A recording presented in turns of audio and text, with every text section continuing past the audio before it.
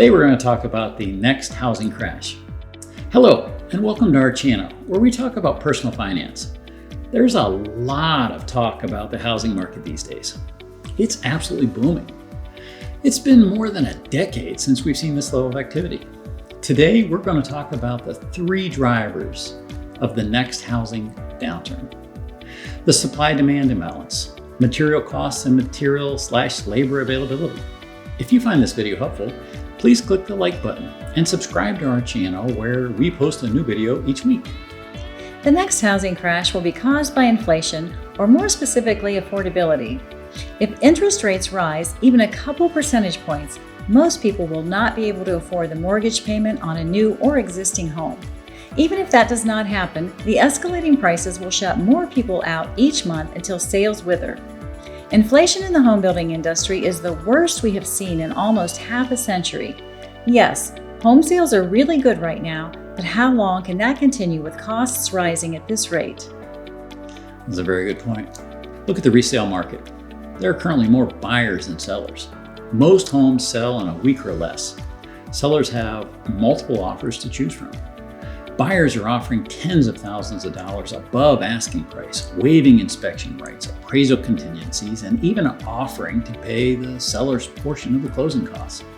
I can't imagine the buyer's remorse that's going to happen down the road when some of these buyers realize they've bought a home that needs significant repairs.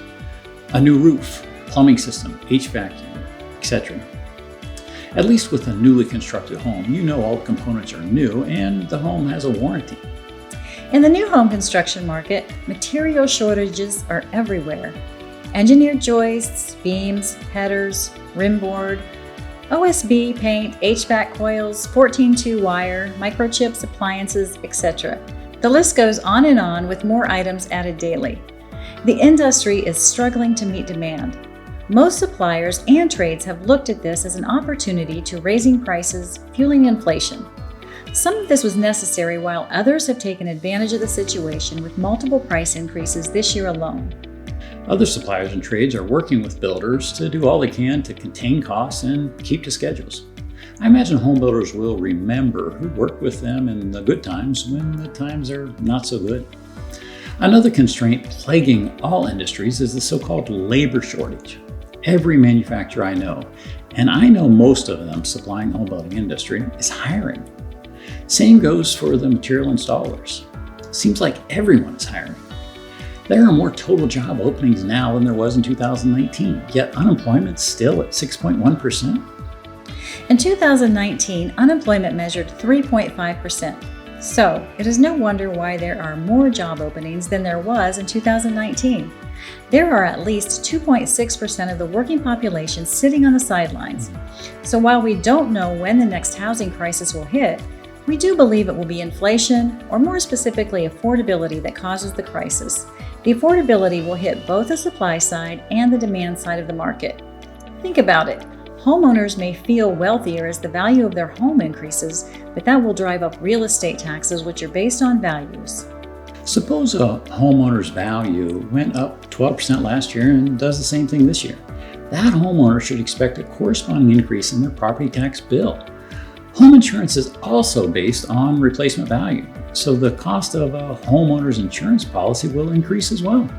In both instances, the cost of living is going up with no increase in the quality of a homeowner's life. We don't hear anyone talking about this. Is anyone even thinking about it?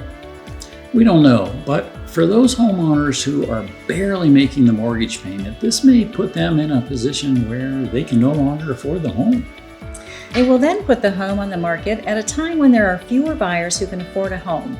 So, supply will increase when demand has decreased. Not because there are fewer people who want a house, but because there will be fewer people who can afford a house. More supply with decreased demand will cause a market correction. So, what is the personal finance takeaway from this video? The real estate market can be cyclical. Do your homework before making the single largest purchase that you are likely to make. Is now the best time for you to buy a house? Only you can answer that question for your situation. If you are looking to buy a home anytime soon, be sure not to stretch yourself too thin. Remember, a personal residence is not an asset. It's a liability as it costs money but does not generate income. 30 years is a long time to pay on a mortgage. You want to make sure that you can make all those payments. Don't depend your emergency fund to buy a house. You will need that as things come up. Also, make sure you'll have enough left over each month to invest in your retirement. If you found this video informative, please smash the like button and subscribe to our channel.